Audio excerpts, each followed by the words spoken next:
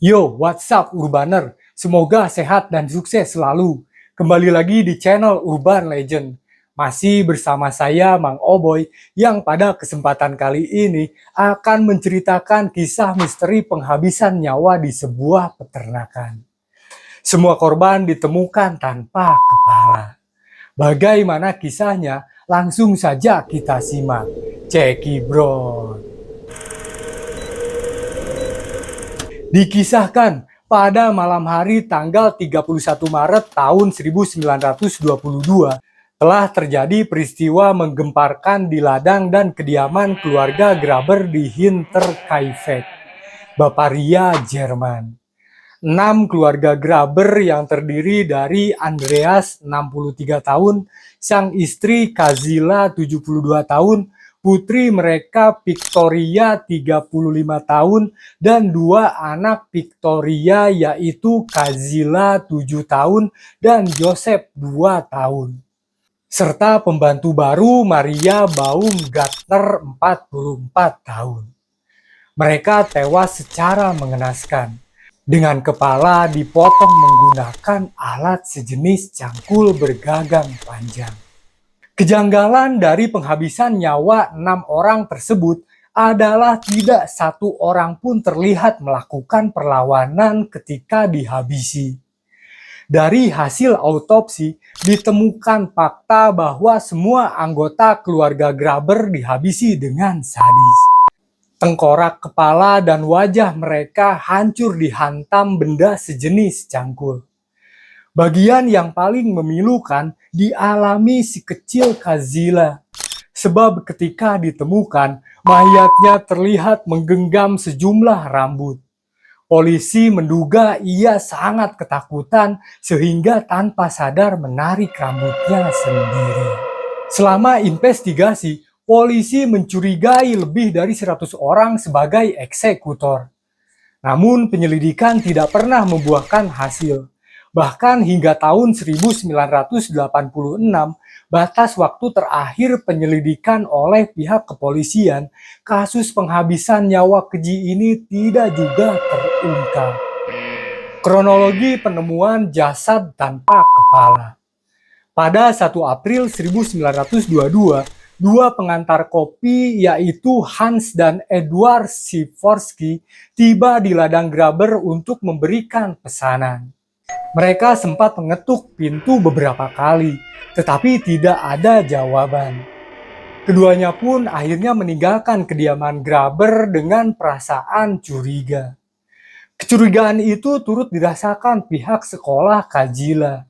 Pasalnya gadis kecil itu tidak terlihat mengikuti kelas selama beberapa hari. Sejumlah tetangga juga merasa heran karena keluarga Graber tidak datang ke ibadah minggu di gereja. 3 hari berikutnya, tepatnya pada 4 April 1922, tukang reparasi bernama Albert Hopner pergi ke ladang tersebut untuk memperbaiki mesin pencacah makanan. Saat tiba, ia tak melihat satupun tanda-tanda dari keluarga Graber dan hanya mendengar suara-suara hewan ternak serta anjing di dalam kandang. Ia lalu memutuskan untuk menyelesaikan perbaikan tanpa kehadiran keluarga Graber. Pada hari yang sama, sekitar pukul 3:30 sore, tetangga mereka yang bernama Lorenzo Schlittenberg mengirim putranya yang bernama Johann dan anak tirinya yang bernama Joseph untuk mengecek keluarga tersebut. Tapi keduanya kembali ke rumah tanpa berjumpa seorang pun. Hingga akhirnya Schlittenberg datang bersama Michael Floll dan Jacob Seil. Ketika memasuki kandang, mereka menemukan jasad Andreas, sang istri Kazila, Victoria, dan si kecil Kazila yang telah menjadi mayat tanpa kepala. Sementara itu, pembantu rumah tangga Maria Baumgartner dan si kecil Joseph ditemukan tewas di dalam rumah dengan kondisi serupa. Kejadian aneh sebelum penghabisan nyawa sebelum Maria bergabung bersama keluarga Graber. terdapat pembantu rumah tangga lain yang bekerja. Ia keluar 6 bulan sebelum penghabisan nyawa sadis itu terjadi. Pembantu rumah tangga itu keluar lantaran tidak betah dengan rangkaian peristiwa aneh yang terjadi di dalam kediaman Graber. Masih belum terpecahkan menurutnya. Selama bekerja, ia kerap kali mendengar suara-suara aneh di loteng dan menemukan jejak kaki yang berasal dari hutan lebat di belakang peternakan. Jejak kaki ini terlihat masuk ke dalam peternakan dan tidak pernah mengarah kembali ke hutan. Pembantu rumah tangga lama juga bersaksi bahwa ia kerap kali kehilangan kunci-kunci rumah dan mendapati pintu ruang peralatan terlihat seperti dirusak seseorang. Keluarga itu bahkan menemukan koran aneh terbitan Munich. Tidak ada seorang pun yang ingat pernah membeli koran ini. Namun Andreas tak ambil pusing dan menyangka bahwa tukang koran salah melemparkan koran pesanan. Bahkan menurut keterangan teman Kazila, beberapa hari sebelum kejadian penghabisan nyawa, Victoria terlihat bertengkar hebat dengan seseorang dan lari menuju hutan. Selama beberapa jam. Meski dihantui sejumlah kejadian aneh, Andreas menolak saran dari para tetangga untuk melaporkan hal tersebut kepada pihak berwajib. Keanehan lain yang ditemukan pihak kepolisian terjadi setelah penghabisan nyawa. Pasalnya tidak ditemukan satu barang pun yang hilang. Dari hasil penyelidikan, terungkap bahwa sosok eksekutor menetap selama beberapa hari setelah menghabisi 6 orang anggota keluarga. Hal tersebut terlihat dari kondisi ternak yang telah diberi makan, berkurangnya persediaan roti keluarga, bekas potongan daging di dapur, anjing peliharaan yang telah dilepas keluar, dan nampan berisi makanan di dalam rumah. Para tetangga bahkan tidak menyadari absennya keluarga Graber, karena mereka masih melihat kepulan asap yang keluar dari cerobong asap setiap hari. Ini menandakan bahwa masih ada aktivitas orang di dalam rumah sesaat setelah penghabisan nyawa itu terjadi. Tepat sehari setelah penghabisan nyawa tersebut, pengrajin bernama Michael Plokel tidak sengaja lewat di depan kediaman Graber.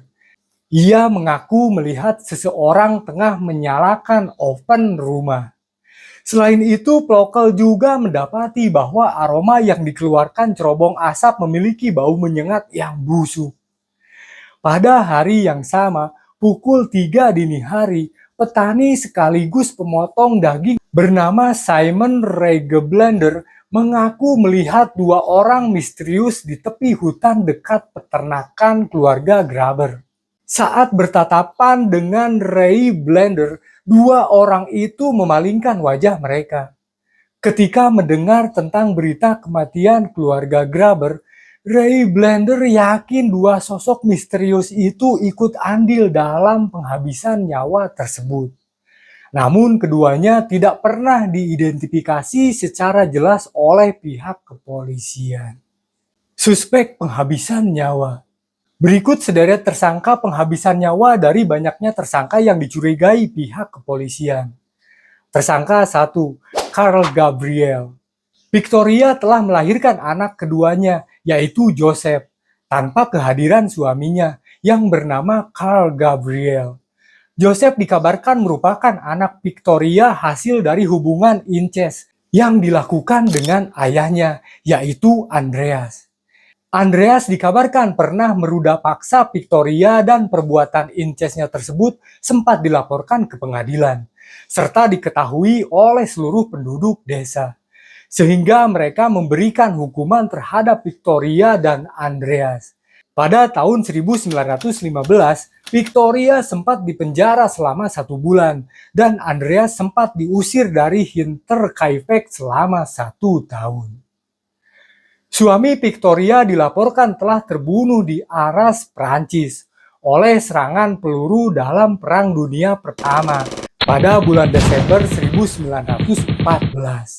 Namun jasadnya tidak pernah ditemukan. Setelah penghabisan nyawa di Hinterkaifeck terjadi, orang-orang mulai berspekulasi apakah Karl memang tewas dalam perang atau justru masih hidup. Mereka menduga bahwa Karl kembali ke Hinterkaifeck beberapa tahun kemudian. Dan ketika dia mengetahui bahwa Victoria telah bersama dengan laki-laki lain yang diduga adalah ayah mertuanya hingga melahirkan Joseph, Karl merasa marah dan dia menghabisi ke-6 penghuni di Hinterkaifeck. Setelah Perang Dunia Kedua berakhir, tawanan perang Uni Soviet yang berada di wilayah Sorobenhausen yang dibebaskan sebelum waktunya mengklaim bahwa mereka telah dikirim pulang oleh seorang perwira Uni Soviet yang berbahasa Jerman, yang mengaku sebagai pelaku penghabisan nyawa di Hinterkaifeck. Namun beberapa orang dari mereka kemudian merubah pernyataannya. Banyak yang menduga bahwa perwira Uni Soviet tersebut adalah Karl Gabriel yang dilaporkan ingin pergi ke Rusia. Tersangka 2, Lorenz Silitenberg. Tidak lama setelah kematian istri pertamanya, pada tahun 1918, Lorenz Silitenberg diyakini memiliki hubungan dengan Victoria. Di awal penyelidikan, Lorenz dicurigai oleh penduduk desa karena beberapa tindakan yang dia lakukan terlihat mencurigakan tidak lama setelah mayat-mayat di Hinterkaifeck ditemukan. Ketika Lorenz dan teman-temannya datang untuk menyelidiki, mereka harus mendongkrak pintu gerbang untuk memasuki gudang karena semua pintu terkunci. Namun setelah menemukan 4 mayat di gudang, Lorenz membuka pintu dengan mudahnya dan memasuki rumah sendirian.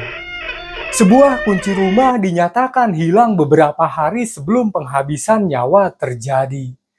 Status Lorenz yang saat itu adalah sebagai tetangga atau sebagai kekasih Victoria mungkin telah diberikan kunci rumah tersebut. Ketika ditanya oleh teman-temannya mengapa Lorenz pergi ke dalam rumah sendirian, dia mengatakan bahwa dia pergi mencari anaknya, yaitu Joseph. Beberapa tahun kemudian, penduduk desa masih menyimpan kecurigaan terhadap Lorenz karena komentarnya yang aneh, yang membuatnya dianggap mengetahui secara detail yang seharusnya hanya diketahui oleh si eksekutor. Menurut sebuah laporan, seorang guru lokal yang bernama Hans Schweibleger menemukan Lorenz sedang mengunjungi sisa-sisa bangunan Hinterkaifeck yang dihancurkan pada tahun 1923. Ketika ditanya mengapa Lorenz berada di sana, dia mengatakan bahwa upaya pelaku untuk mengubur jenazah keluarga di bagian gudang telah terhalang oleh tanah yang beku. Pernyataannya tersebut terlihat sebagai bukti bahwa Lorenz mengetahui dengan persis tentang kondisi tanah pada saat penghabisan nyawa terjadi. Spekulasi lain mengungkapkan bahwa Lorenz menghabisi seluruh keluarga di Hinterkaifeck setelah Victoria menuntut dukungan keuangan untuk Joseph kecil. Sebelum kematiannya pada tahun 1941, Lorenz pernah mengajukan tuntutan perdata terhadap orang-orang yang menggambarkannya sebagai eksekutor di Hinterkaifeck, dan dia memenangkan tuntutan tersebut. Tersangka 3, Karl dan Andreas bersaudara. Pada tahun 1971, seorang perempuan yang bernama Teresati menulis surat yang mengutip sebuah peristiwa yang terjadi di masa mudanya. Ketika dia berumur 12 tahun, dia menyaksikan ibunya menerima kunjungan dari seorang ibu dari Karl dan Andreas bersaudara. Ibu itu mengklaim bahwa kedua anak laki-lakinya adalah 2 eksekutor di Hinterkaifeck. Sang ibu mengatakan bahwa Andreas menyesal karena dia kehilangan pisau lipatnya. Faktanya, ketika pertanian di Hinterkaifeck dihancurkan pada tahun 1923, sebuah pisau lipat ditemukan. Namun penyelidikan yang dilakukan tidak membuahkan hasil dan pisau lipat tersebut bisa saja merupakan milik salah satu korban penghabisan nyawa di Hinterkaifeck. Tersangka 4. Bihler bersaudara dan George Siegel. Seorang mantan pelayan yang bernama Crescent Rager yang bekerja dari bulan November 1920 hingga bulan September 1921 di Hinterkaifeck. Dia mencurigai Anton dan Karl Bihler bersaudara yang telah melakukan penghabisan nyawa di Hinterkaifeck. Anton Bihler pernah memberikan bantuan ketika di Hinterkaifeck panen kentang. Oleh karena itu, Anton mengetahui tempat itu. Crescent mengatakan bahwa Anton sering membicarakan tentang keluarga Graber dan Gabriel, dan Anton pernah menyarankan agar keluarga itu habis. Pembantu rumah tangga juga mengatakan kepada Crescent bahwa anjing keluarga akan menggonggong pada semua orang. Namun anjing tersebut tidak pernah menggonggong pada Anton. Selain itu, dia juga melaporkan bahwa Anton sering berbicara dengan orang asing melalui jendela pada malam hari. Crescent percaya bahwa orang asing itu adalah Karl Bihler, saudara laki-laki Anton. Crescent berpikir bahwa Anton dan Karl Bihler dapat melakukan penghabisan nyawa bersama dengan George Siegel, seseorang yang pernah bekerja di Hinterkaifeck dan mengetahui kekayaan keluarga Graber. Diduga George pernah mendobrak masuk ke rumah pada bulan November 1920 dan mencuri sejumlah barang. Meskipun dia menyangkalnya, dia mengaku bahwa dia pernah mengukir gagang senjata eksekutor ketika dia bekerja di Hinterkaifeck. Dan dia tahu bahwa senjata tersebut akan disimpan di lorong gudang. Tersangka 5. Paul Muller. Seorang penulis yang bernama Bill James dalam bukunya yang berjudul The Man from the Train menduga bahwa seorang laki-laki yang bernama Paul Muller adalah orang yang melakukan penghabisan nyawa di Hinterkaifeck. Paul adalah satu-satunya tersangka dalam penghabisan nyawa sebuah keluarga di Massachusetts yang terjadi pada tahun 1897. Bill juga percaya bahwa Paul juga melakukan penghabisan nyawa terhadap puluhan korban berdasarkan hasil penelitian yang terdapat di arsip surat kabar Amerika. Penghabisan nyawa di Hinterkaifeck memiliki beberapa kesamaan dengan dugaan kejahatan yang dilakukan oleh Paul di Amerika Serikat, yakni menghabisi seluruh keluarga di rumah mereka yang cenderung terisolasi. Penggunaan cangkul sebagai senjata untuk melakukan penghabisan nyawa. Dan tidak adanya motif perampokan. Bill menduga bahwa Paul yang digambarkan sebagai seorang imigran Jerman di media kontemporer mungkin telah meninggalkan Amerika dan kembali ke tanah setelah airnya. Penyelidik swasta dan jurnalis mulai memperhatikan dan mempublikasikan pola penghabisan nyawa yang dilakukannya. Setelah dua keluarga dihabisi secara brutal pada tahun 1912 di Colorado Springs, Colorado, dan keluarga lainnya juga dihabisi dengan cara yang serupa beberapa minggu setelahnya di Kansas. Sebagai catatan, sederet nama tersebut tidak bisa dipastikan sebagai eksekutor keluarga Graber karena kurangnya bukti. Akhir dari Hinterkaifeck. Keluarga Graber dimakamkan di pemakaman Weidhofen. Mereka dimakamkan tanpa kepala karena tengkorak mereka telah dikirim ke peramal dengan harapan dapat mengidentifikasi si eksekutor. Peramal itu menyatakan penghabisan nyawa itu dilakukan oleh dua orang dan bahwa senjata eksekutor itu masih ada di perkebunan. Setelah pemeriksaan waskita, diperkirakan tengkorak itu disimpan di gedung pengadilan di Augsburg dan dihancurkan selama pemboman dalam Perang Dunia Kedua. Pada tahun 1923, pertanian di Hinterkaifeck dihancurkan, sementara Farmstead dirobohkan. Cangkul berlumuran darah ditemukan tersembunyi di bawah papan lantai di loteng. Cangkul itu memiliki baut kecil yang dibiarkan mencuat saat perbaikan cepat. Baut itu konsisten dengan tanda yang tersisa pada korban selama serangan. Ada juga beberapa rambut yang menempel pada darah yang dianggap manusia. Sayangnya tidak ada bukti yang menunjukkan kepada pelaku karena tidak mungkin lagi mendeteksi sidik jari.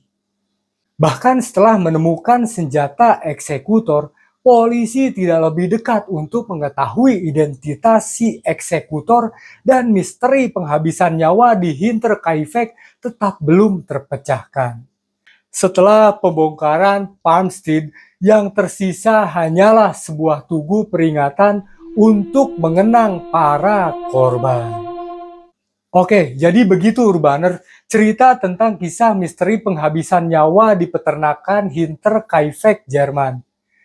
Di sini kita bisa belajar dan mengambil sisi positifnya, serta membuang jauh-jauh sisi negatifnya. Buat kalian yang suka video ini, klik like-nya dan jangan lupa komentarnya. Mohon subscribe juga dan nyalakan lonceng notifikasinya, agar kalian semua bisa tahu perkembangan kisah-kisah misteri di channel ini. Semoga kita bisa lebih mendekatkan diri kepada Tuhan Yang Maha Esa. Terima kasih buat Urbaners yang telah menonton dari awal sampai habis. Akhir kata, nama saya Mang Oboy. Sampai ketemu lagi di kisah legenda berikutnya. Adios, amigos, permios.